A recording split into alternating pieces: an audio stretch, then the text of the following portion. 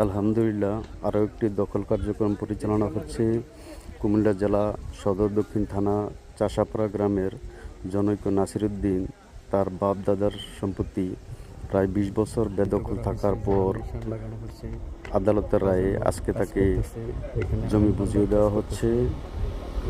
ইতিমধ্যে আমাদের লাল নিশানগুলি চলতেছে, পরিমাপ করা চলতেছে।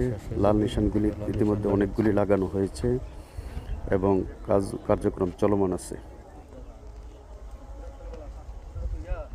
আমি তো এনে দস্তাবেজ দিছে আদালতের জায়গা রায় বুঝতে পাইছে। পাইছে। হ্যাঁ, আপনি খুশি তো?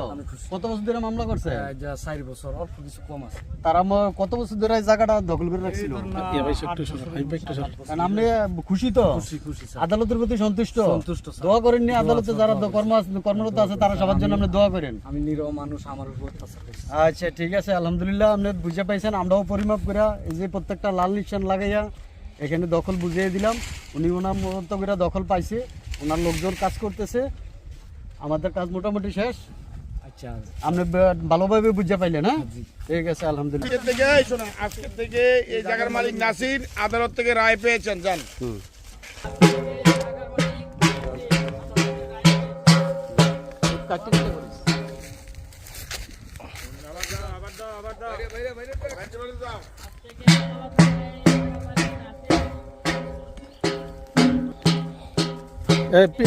আদালতের রায়ে জায়গার মালিক নাসির থেকে আদালতের